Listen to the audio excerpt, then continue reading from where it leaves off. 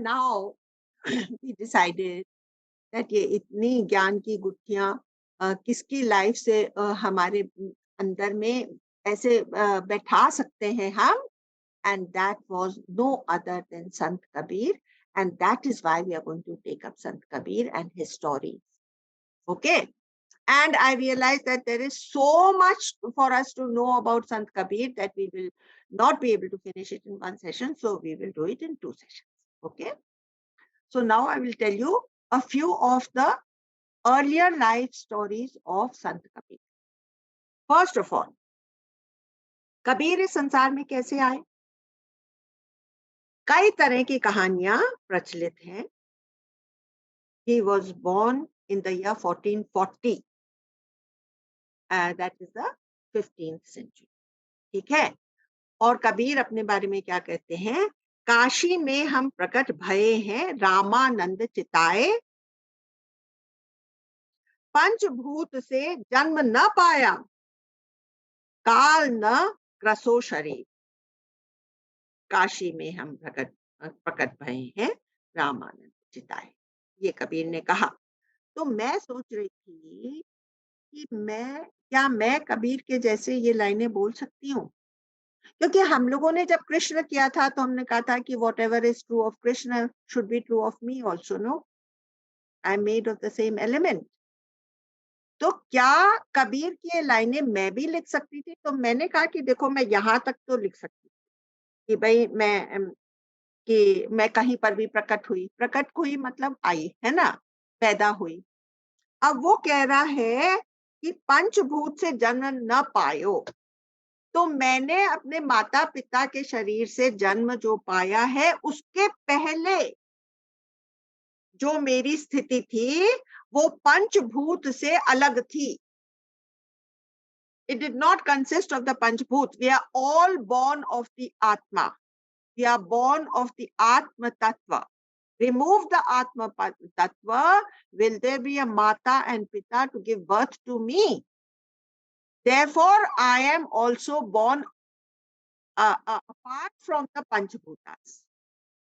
यहाँ तक तो मैं लिख सकती थी. फिर मेरे ये वाली लाइन आई कि काल न ग्रसो शरीरा. तो मैंने कहा ये कैसे लिखा है कबीर ने? तब मुझे याद आया कि कबीर मरे कैसे थे.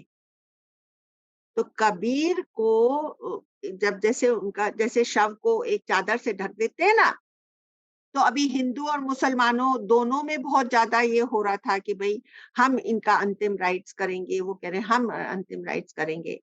तो अंत में वो एक समझौते पर आए थे. जो भी समझौता मुझे मालूम नहीं है. उन्होंने चादर जब हटाई तो क्या देखा कि वहां शरीर ही नहीं बचा था और वहां पर थोड़े से चंद फूल थे,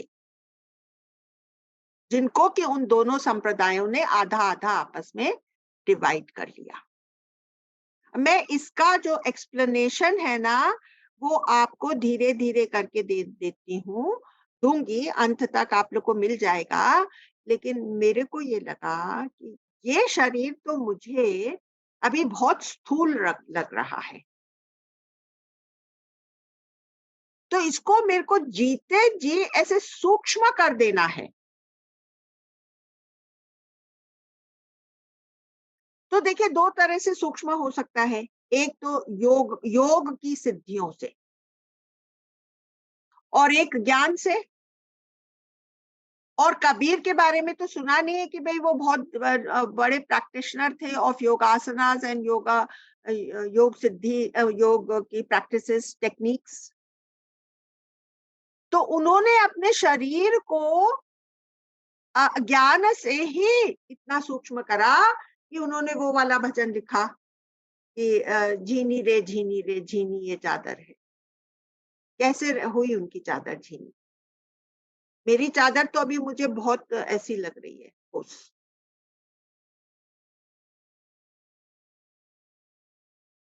ये वो ही खुद करेगा. देखिए, मैं तो कुछ भी नहीं कर सकती. अभी तक भी मैंने कुछ नहीं किया है और आगे चलकर भी मैं कुछ नहीं कर सकती, है ना. खाली एक ख्याल आया जो मैंने आपके साथ शेयर. ठीक है. तो इनके एक तो कहानी है कि भाई एक जगह है बनारस में उसका नाम है लहर ताल। तो लहर ताल पर एक बड़े कमल के फूल पर एक खूबसूरत बालक रखा हुआ प्रकट हुआ।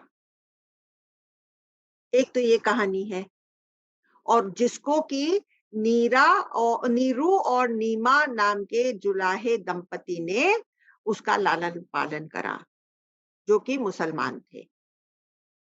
ठीक है?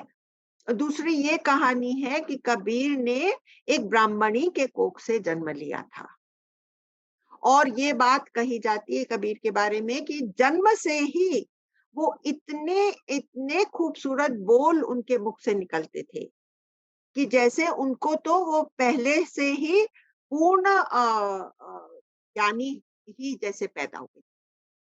लेकिन लेकिन उनके मन में आया था कि मैं एक गुरु करूं।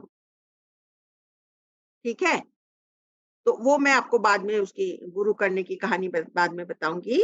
उसके पहले मैं आपको एक इंट्रोडक्टरी कुछ लाइंस कहना चाहती हूँ कि कबीर 15वीं सेंचुरी के रहस्यवादी कवि और संत थे। वो हिंदू धर्म या इस्लाम को नहीं मानते थे, और धर्म निरपेक्ष मूल्यों के आधार पर खराब ज्ञान बताते थे। ठीक है? कर्मकांड, जाति-पाति और सामाजिक बुराइयों की निंदा करते हुए उनके दोहे प्रसिद्ध हैं। कबीर दास निर्गुण ब्रह्म के उपासक थे। अंधविश्वास, पूजा, आडंबर के खिलाफ थे। ब्रह्म के लिए वो किस-किस नाम को इस्तेमाल करते थे? राम जब कबीर कहते हैं, वो ब्रह्म का ही एक सिनोनिम है उनकी भाषा में। ब्रह्म आदि शब्दों का प्रयोग करते थे। उन्होंने इसको अनहद नाद भी ब्रह्म के लिए ही प्रयोग किया। समझ गए? और भी बहुत से अपने जब दोहे करेंगे तब उसमें अपने को और शब्द समझ में आएंगे जो कि कबीर इस्तेमाल करते थे। ब्रह्म को पार करके आ जाता हो गए। पहला जिक्र आता है in the first century, Vikramaditya के टाइम में गोरखनाथ हुए, फिर थर्ड फोर्थ सेंचुरी में भी जिक्र आता है गोरखनाथ का। लेकिन जिस गोरखनाथ की बात बहुत ज्यादा प्रचलित है, जो कि नाथ परंपरा के हैं, उनका जिक्र आता है 9वीं सेंचुरी में, 9th सेंचुरी। ओके? मेरे ख्याल उनका नाम मच्छंदर नाथ था, मच्छंदर। मच्छेंद्रनाथ, मच्छेंद्रनाथ थे। गोरखनाथ के गुरु का नाम मच्छेंद्रनाथ था। और तो एनीवे, तो दिस 12 साल का very good looking boy came out from the गोबर heap, and therefore he was called Gorakhnath and his guru was Machin. Anyway, this now here Kabir is in the 14th century, 15th century, 1440 में इनका जन्म हुआ था। तो ये एक और कोई गोरखनाथ थे। तब तक नाथ परंपरा जो थी वो बहुत ही प्रचलित हो गई थी। ये गोरखपुर यूपी में जो शहर है वहां से इनका जन्म बताया जाता है। और ये नाथ परंपरा का एक बहुत बड़ा टेम्पल और नॉर्थ में नेपाल वगैरह की तरफ है, और वहां के लोग जो हैं वो शिव भक्त हुआ करते। ठीक है? तो वहाँ के लोगों ने कहा कि ये इनका सनातन धर्म का बहुत बड़ा बोलबाला काशी में है, और वहाँ एक कोई होंगे जो कि बहुत ही ये नाथ परंपरा के सच्चे सिद्ध पुरुष होंगे, उनको गोरखनाथ का ही नाम दिया गया होगा। तो उन्होंने आकर के, गोबर का ढेर होता था,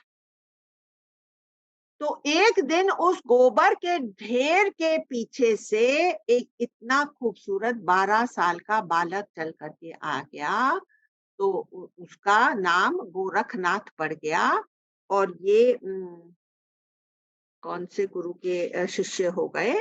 गोरखनाथ के गुरु का नाम अभी मेरे को ध्यान में आ जाएगा। तो उनके शिष्य हो गए। पहला जिक्र आता है in the first century, Vikramaditya के टाइम में गोरखनाथ हुए, फिर थर्ड फोर्थ सेंचुरी में भी जिक्र आता है गोरखनाथ का। लेकिन जिस गोरखनाथ की बात बहुत ज्यादा प्रचलित है, जो कि नाथ परंपरा के हैं, उनका जिक्र आता है 9वीं सेंचुरी में, 9th सेंचुरी। ओके? मेरे ख्याल उनका नाम मच्छंदर नाथ था, मच्छंदर। मच्छेंद्रनाथ, मच्छेंद्रनाथ थे। गोरखनाथ के गुरु का नाम मच्छेंद्रनाथ था। और तो एनीवे, तो दिस 12 साल का very good looking boy came out from the गोबर का heap and therefore he was called Gorakhnath and his guru was Matsya. Anyway, this now here Kabir is in the 14th century. 15th century 1440 में इनका जन्म हुआ था। तो ये एक और कोई गोरखनाथ थे। तब तक नाथ परंपरा जो थी वो बहुत ही प्रचलित हो गई थी। ये गोरखपुर यूपी में जो शहर है वहां से इनका जन्म बताया जाता है। और ये नाथ परंपरा का एक बहुत बड़ा टेम्पल और नॉर्थ में नेपाल वगैरह की तरफ है और वहां के लोग जो हैं वो शिव भक्त हुआ करते। ठीक है। तो वहाँ के लोगों ने कहा कि ये इनका सनातन धर्म का बहुत बड़ा बोलबाला काशी में है और वहाँ एक कोई होंगे जो कि बहुत ही ये नाथ परंपरा के सच्चे सिद्ध पुरुष होंगे, उनको गोरखनाथ का ही नाम दिया गया होगा। तो उन्होंने आकर के उन्होंने कहा कि सब लोगों ने नाथ परंपरा वालों ने उनको चूज़ करा कि आप जाकर के रामानंद जी से आप शास्त्रार्थ करिए, जिससे कि हम लोग अपनी नाथ परंपरा को वहाँ काशी में एस्टेब्लिश कर सकें। तो ये जो थे ना काशी में जब वो आए तो सब लोगों ने ये अफ़वाह फैल गई कि बहुत एक सिद्ध पुरुष आए हैं और इन्होंने रामानंद को ललकारा शास्त्रार्थ करने के लिए। तो रामानंद ने कहा कि ये जो है ना ये सिद्धि के वश बहुत से चमत्कार दिखा देगा, सारी पब्लिक इसकी हो जाएगी और इतना बड़ा सनातन धर्म नष्ट हो जाएगा, सब लोग कहेंगे कि ये जीत गए। और उनकी शर्त क्या थी कि जो भी हारेगा वो दूसरे का अनुयायी हो जाएगा, दूसरे का शिष्य हो जाएगा, वो उसका गुरु। तो रामानंद ने कहा कि भई मैं तो ये शास्त्रार्थ में बैठता ही नहीं। तो कबीर ने कहा कि 2 मल्ल योद्धा जब आपस में मिलते हैं तो एक तो जीतेगा और एक हारेगा। तो हमको डरने की क्या ज़रूरत है? और आप शास्त्रार्थ मत करिए, मैं पहले उसके सारे सवालों का जवाब दूँगा। ठीक है? तो उन्होंने कहा कि मैं सवालों का जवाब दूँगा और तो फिर इनको बहुत विश्वास था, रामानंद को अपने शिष्य कबीर के ऊपर बहुत विश्वास था, तो उन्होंने हामी भर दी। अब वहाँ पर शास्त्रार्थ के लिए स्टेज सजा हुआ था और एक तरफ गोरखनाथ बैठे हुए थे और उन्होंने अपना त्रिशूल गाड़ रखा था। और दूसरी तरफ उस दिन कबीर जो हैं, वो पूरा अपना माला और टोपी और तिलक और कंठी और ये सब और एक सोंटा ये हाथ में लेकर के आए कि क्योंकि आज वो सनातन धर्म को एस्टैब्लिश के बीच में वो जो शास्त्रार्थ था वो इस हिसाब से था। तो गोरखनाथ रामानंद से बोले कि भाई चर्चा करो। तो फिर कबीर बोले कि पहले आप मेरे साथ बातचीत कर लीजिए, फिर उसके बाद मेरे गुरु से बात करिएगा, है ना? पहले आप शिष्य को तो हराइए, फिर उनसे बात करिएगा। तो गोरखनाथ ने पहला सवाल कबीर से पूछा, हे बालक, तू कब से सन्यासी? तू भयो कब से सन्यासी? ठीक है। तो कबीर ने कहा, इन बातों को छोड़ो, आत्मा की कोई उम्र नहीं होती। ये स्टेटमेंट और किसने कहा था? अष्टावक्र ने कहा था ना। नाथ जी, जब से आप भये वैरागी, मेरी आदि अंत सुध लागी। तो मेरी आदि अंत की सुध लागी, जब से आप भये से धूधुकार आदि का मेला। ये आदि और अंत, ये जो उम्र, ये जो टाइम की बात आप करते हैं, ये तो सब धू धू करके और ऐसे ही जल करके खत्म हो जाती है। धू धू कार आदि का मेला, नहीं गुरु नहीं कोई चेला, जब सो मैं बनो योग उपासा, तब सो मैं फिर रहो अकेला। उसने कहा ना सन्यासी का, कब से सन्यासी बने। सन्यासी का एक लक्षण होता है कि वो अकेला रहता है। तो इस शब्द से उन्होंने क्या बताया? कबीर कह रहे हैं कि जब सूरज चांद भी नहीं थे, तब से मैं पूर्ण परमात्मा स्वरूप एक अकेला ही यहाँ था। इतनी बात उन्होंने पहले जवाब में उसको दे दी। गोरखनाथ।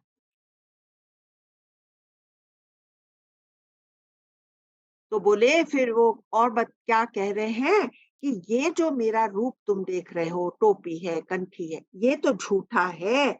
असल में मैं निर्विकार निराकार स्वरूप हूँ। जब ब्रह्मा, विष्णु और महेश नहीं थे, देखिए वही बात एको हो गई ना जो हम लोगों ने। अब ऐसा तो मैंने सोचा भी नहीं था कि वो बात कबीर भी कहेंगे। जब ब्रह्मा, विष्णु और महेश नहीं थे, तब भी मैं था। तो you see what had happened was that actually Gorakhnath was living so far away from Kashi that if he had set out on foot, he would have taken many, many months to reach Kashi. Okay. But he had what is known as Linga Sharir. Linga Sharir मतलब शरीर इतना सूक्ष्म हो जाता है, जिसकी हम लोगों ने बात करी कि कबीर का शरीर भी इतना सूक्ष्म हो गया था कि मौत के बाद केवल फूल बचे वहां पर। तो वो अपने ये जो जिनका शरीर इतना सूक्ष्म हो जाता है, वो अपने इस शरीर से कहीं पर भी प्रकट हो जाते हैं। दे कैन इधर से डिसअपियर हो जाते हैं, और जिस जगह उनको जाना होता है, जिस जगह उन्होंने एक विल कर लिया कि मुझे वहां पहुंचना है, वहां पर पहुंच जाते हैं। इस तरह के शरीरों को बोलते हैं लिंग शरीर। Yes Shashi. Ling Sharir is different from subtle body. Yes, because it can appear and reappear, disappear and reappear.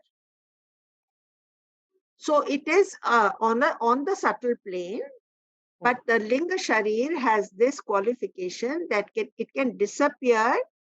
Just now I am in Bombay. I can disappear from here and appear in Calcutta, for instance. Okay. ठीक है। तो पहले इस सब चीज की बहुत बड़ी इम्पोर्टेंस थी, क्योंकि इतने बड़े डिस्टेंसेस कैसे कवर करें। आजकल anyway because of the aeroplanes, we can we can leave Bombay now and appear in Calcutta in a moment of a few hours. So we Yes. do not have to exercise those yogic techniques to have this siddhi, because science has made it possible for the world to become global. ठीक, जी। You've understood? Now you remember this word Linga Sharir. I am very interested, and I hope that automatically the Gyan will unfold and reveal more about the Linga Sharir. Because Yes. we need to make our Sharirs very subtle, so that we can truly be established in the Brahma Tattva. तो अब आपको एक बहुत ही interesting मैं बताती हूँ कबीर की कहानी। तो क्या हुआ कि अब ये गोरखनाथ वाला शास्त्रार्थ खत्म हो गया, और अब कबीर तो उनके शिष्य बन ही गए थे, और कबीर जी ने अपने जीवन को ही साधना बना दिया, और वो कपड़ा बुनते थे और राम राम कहते चलते थे, और व्यापार प्यार में परिवर्तित हो गया, जीवन साधना हो गया, मन मंदिर हो गया, क्योंकि उन्होंने सच्चा आश्रय ले लिया। ठीक है। एक बार कपड़ा बुनकर बाजार लेकर जा रहे थे, तो कबीर कबीर राम नाम बुनते हुए, जब आप राम नाम कहते हुए जब आप कपड़ा बुनते हैं, तो आपका सारा वो जो प्रेम है, जो ब्यूटीफुल इमोशंस है, वो भी उस कपड़े में बुने जाते हैं। तो परमात्मा के सिमरन के साथ बुना हुआ कपड़ा उनका बहुत ही खूबसूरत होता था। जैसे कि मंदिर में प्रसाद जब लगाते हैं, तो उसका स्वाद ही कुछ अलग होता है ना? मंदिर के प्रसाद का स्वाद, जैसे हम आश्रम में खाना खाते हैं, तो उसका स्वाद बहुत ही अलौकिक होता है, बहुत ही ज़्यादा बढ़िया होता है। तो उसी तरह से उनका कपड़ा भी बहुत सुंदर था। तो अभी वो कुटिया से निकले ही थे कि वहाँ पर उनको एक संत मिल गया, और जब 2 संत मिलते हैं, तो आपस में एक बहुत ही प्रफुल्लता का एटमॉस्फियर हो जाता है। जैसे चकोर चंद्रमा के दर्शन से प्रसन्न हो जाता है, ऐसे वे भी खुश हो गए, दोनों संत खुश हो गए। कबीर जी के हाथ में वस्त्र देख कर के साधु के मन में लोभ आ गया और कहने लगे कि मुझे आधा थान दे दो। तो कबीर के मन में क्या आया, उनके वो तो वहां पर संत नहीं देख रहे थे, तो भगवान का रूप देख रहे थे कि भगवान मेरे ऊपर आधी ही कृपा क्यों कर रहे हैं? मैं तो पूरा का पूरा आपका हूँ, फिर आप मुझसे पूरा थान क्यों नहीं मांग रहे? और उनके मन में ये ख्याल आया कबीर के, इतने में संत के मन में लोभ आ गया और उसने कहा कब कब हम लोगों का आपस में मिलना होगा, ऐसा करिए आप मुझे पूरा ही थान थान दे। तो वहां पर तो ये निपटारा हो गया, व्यापार उनका पूरा हो गया। जो कपड़ा लेकर के निकले थे घर से, वो उन्होंने इस संत को पूरा का पूरा दिया। और अब उनको ध्यान आया, अरे बाबा मैं तो घर से निकला था ये बेचने के लिए, और घर पे मैं पैसा ले जाऊंगा तब तो चूल्हा जल। तो अब मैं क्या मुंह लेकर के जाऊं, मेरे हाथ में तो कोई पैसा है ही नहीं। तो उन्होंने क्या किया, वो घर ही नहीं गए, वो तो गंगा के किनारे एक घने पेड़ की छाया में जाकर के छुप गए। और वहां पर तो उन्होंने जो राम नाम की खुमारी लगाई, तो वो तो बेखबर हो गए, और 3 दिन तक उनको होश ही नहीं आया। और यूं समझ लीजिए कि फिर भगवान ने ही उनको उठा करके कहा कि अरे कबीर, चल उठ। इस बीच क्या हुआ, भगवान जो कि एक नास्तिक को भी खाना खिलाते हैं, देखिए हम लोग में से कितने नास्तिक हैं, उनको भी तो खाना मिलता है ना। भगवान जो नास्तिक को भी खाना खिलाते हैं, तो वो ऐसे भक्त के परिवार को कैसे भूखा छोड़ सकते थे? तो उन्होंने कहा कि भगवान ने केशव बंजारे का रूप धारण करा, और वो सीधे आ गए कबीर के घर, और पूछा भी नहीं कि भाई यही कबीर का घर है क्या। वो तो लगे सामान, कई ठेले सामान भर भर के लाए थे, और वो सारा सामान ला करके आंगन में रखने लग गए, आंगन में रखने लग गए। तो कबीर की माई आई तो बोली कि अरे किसके घर तुम इतना सामान लाए हो? तो वो केशव बंजारा कह रहा है, आज कबीर का सौदा इतना बढ़िया हुआ कि वो तो इतना सुंदर कपड़ा बुना था कबीर ने कि वो जो व्यापारी था वो रीझ गया, और ऐसे भर भर के आपके पास भेज दिया। और वो तो डालते गए, और माता कहने लगी कि अरे बाबा, कोई कोतवाली वाला यहाँ आकर के हमको पकड़ लेगा कि जो कबीर टोटली कंगाल था, उसके घर में इतना कैसे सामान आया है, इसने जरूर कहीं डाका डाला, तो तुम इतना सामान हमारे पास नहीं। तो लेकिन आपसे मैं ये कह रही हूँ कि जो परमात्मा चींटी के पाँव में घुंघरू भी सुन जाता है, वो क्या अपने परम भक्त के परिवार को भूखा छोड़ सकता है? पांचाली ने को राजसभा में राम नाम सुध आई, ये कबीर के शब्द हैं। पांचाली को राजसभा में राम नाम सुध आई, ताको दुख को हरने आए, अपनी पैंच बढ़ाई। अब भगवान ने अपनी पहुंच बढ़ा दी, अपने कपड़े का थान ऐसे खोल दिया पांचाली को कवर करने के लिए। पांचाली को राजसभा में राम नाम सुध आई, ताको दुख को हरने आए, अपनी पैंच बढ़ाई। हरि को नाम सदा सुखदाई, जाको सिमर अजामिल उधरियो, वो भी उसका भी उद्धार हो गया। जाको सिमर अजामिल उधरियो, गणिका भी गति पाई।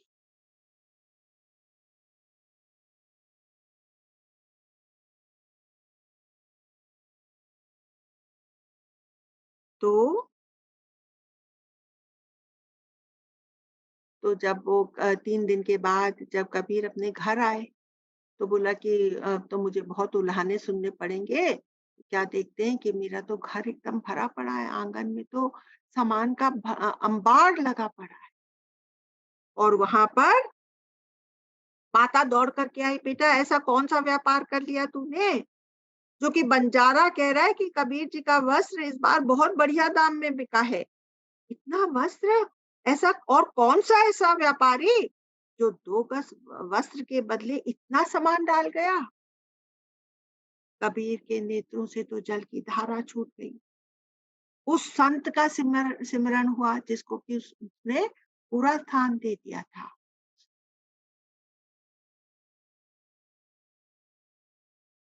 क्योंकि उस समय कबीर के दिल में, देखिए ये बहुत बड़ी बात है, कबीर के दिल में उसने संत नहीं देखा था, उसने तो केवल भगवान देखा। तो देखा कि क्या कुफ्र करता है, काजी हम पर नाराज हो जाएगा। तो कबीर ने माता से अपने उसमें जो दोहा लिखा, ठाड़ी रोवे कबीर की माई, ए लड़का क्यों जपे रघुराई। ठाड़ी रोवे कबीर की माई, ए लड़का क्यों जपे रघुराई। कहे कबीर सुनोरी माई, पूरन हारा त्रिभुवन राई। त्रिभुवन का जो राजा है वो पूरा का पूरा अपने आप को देता है। दुख मेटे ओही करे सनाथा, और उस दिन के बाद से तनना बनना तजो कबीरा, राम नाम लिख लियो शरीरा। अपने पूरे शरीर पर राम नाम, ब्रह्म का नाम, ब्रह्म में डुबा दिया अपने आप।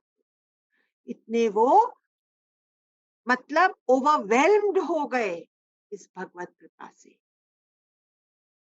और हमारे पास भी नजर होनी चाहिए कि एक भी, देखिए मैं आपको एक बहुत सुंदर लाइन में, वह कौन सी जा है जहां जलवाए हुस्न यार न है। वह कौन सी जा है जहां जलवाए हुस्न यार न है। दीदार का शौक है तो नजर पैदा। जो उल्टा होता है संसार में उसको सीधा करके देखना सीखो, तब तुमको भगवान की कृपा उसके हर एक्शन में दिखाई देगी। और अब ये जो कबीर के इतने ऊंचे विचार हैं, इसी को लेकर के ये अपने उपनिषदों में कैसे इनका जिक्र हुआ है। और वो आपको बहुत सुंदर एक भजन सुना देती हूँ। अब आपको अपने अंदर और बाहर सब जगह ब्रह्म ही ब्रह्म दिखाई देगा।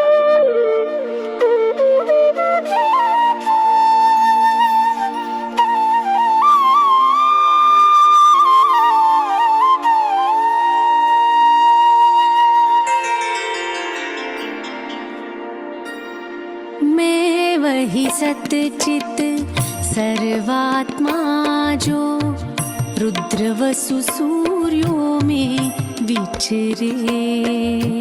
मैं वही सतचित सर्वात्मा जो रुद्र वसु सूर्यों में विचरे। मैं मित्र वरुण इंद्र अग्नि जो अश्विनी कुमारों को धारे। अश्विनी कुमारों को धारे।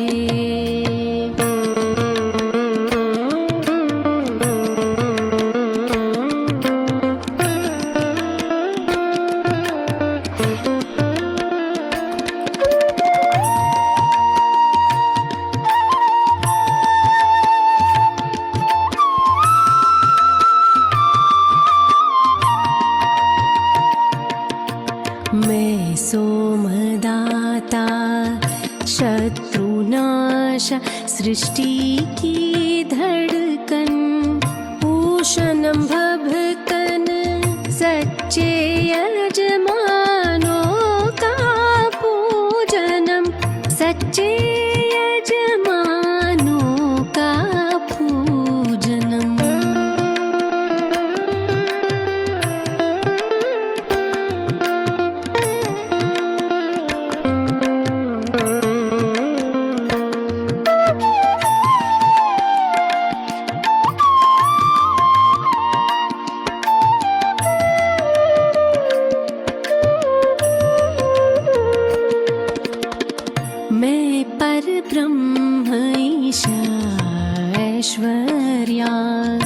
अधिष्ठात्री देवों की हूँ। सर्व घरों का घर हूँ मैं, पंच तत्वों के भावों में समाविष्ट रहती हूँ मैं।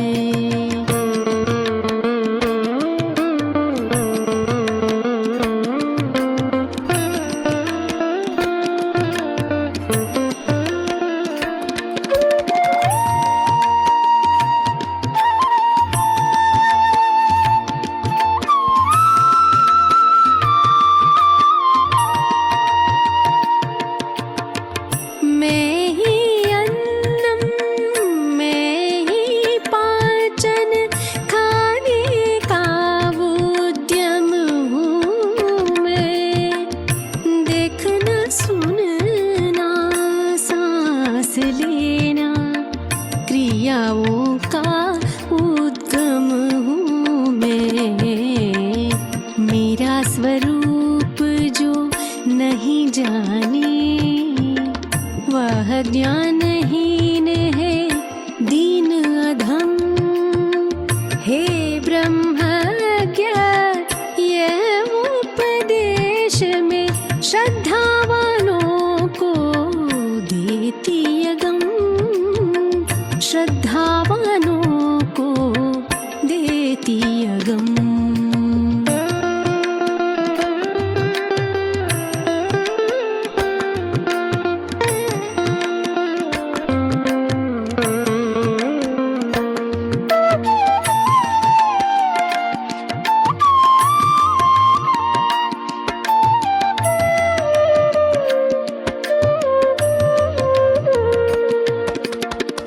मैं देवों और नरों से पूजित स्वयं ये सत्व बताती हूँ। मुझसे सब ही रक्षित, मैं सबको बलशाली बनाती हूँ।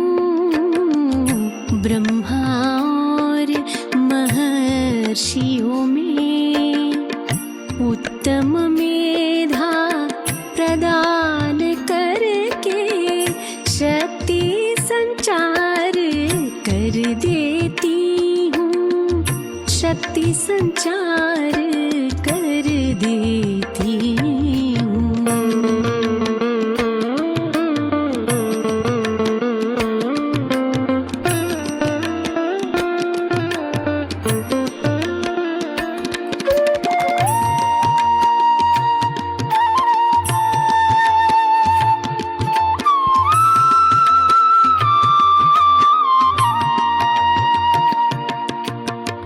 मैं ही रुद्र का धनुष चढ़ाकर ब्रह्मद्वेषियों को लड़ा कर धरती आकाश में व्यापक हूँ, धरती आकाश में व्यापक हूँ।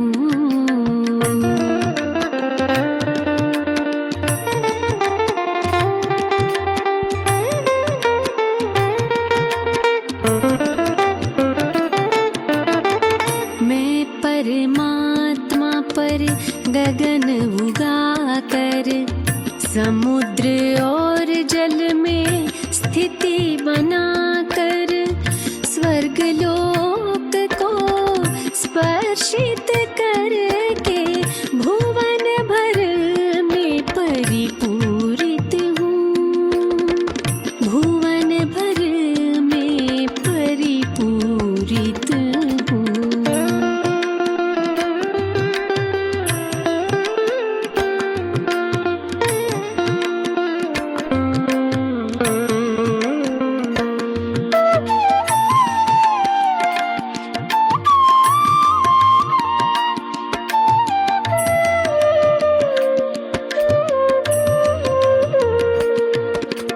समस्त विश्व का कारण में बिन प्रेरे पवन सी चलती हूँ।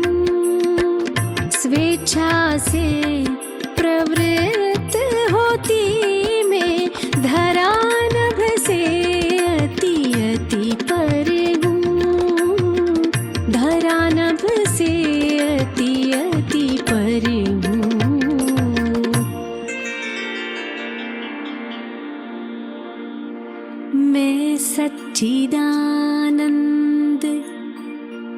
अवस्थित हूँ।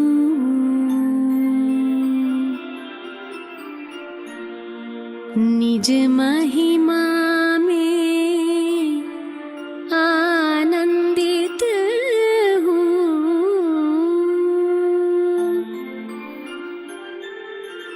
आत्मविभोर आच्छादित हूँ।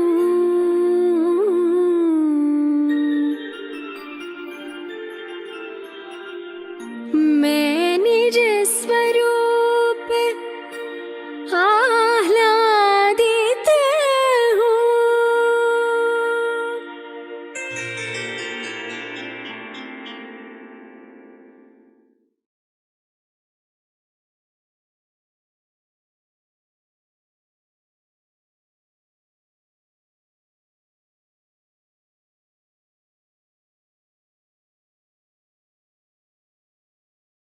I hope you are all feeling that Brahma Tattva all over you, within and without. Yes, we are feeling. I am. So nice. It was beautiful, absolutely beautiful. Remember, we had written these words, no, some time back. अमला जी आपके ही words है ना ये? हाँ, ये वाले। ओह हाँ। तो ये मेरे वर्ड्स नहीं है, मेरा ट्रांसलेशन है। हाँ हाँ मतलब जो संस्कृत का है उसको हिंदी में मैंने ट्रांसलेट करा था। ये वाक अम्बरिनी का है, जो 5000 साल पहले ऋग्वेद में ये एक देवी सूक्तम है, जिसका नाम है वाक अम्बरिनी देवी सूक्तम। ये वो है जो कि एक मतलब औरत ने अपने अंदर वो सब महसूस करा, एक महिला ने, आप सोचिए, और उपनिषद लिखे गए उसके पहले उसने महसूस करके अपने इस देवी सूक्तम में डाल दिया।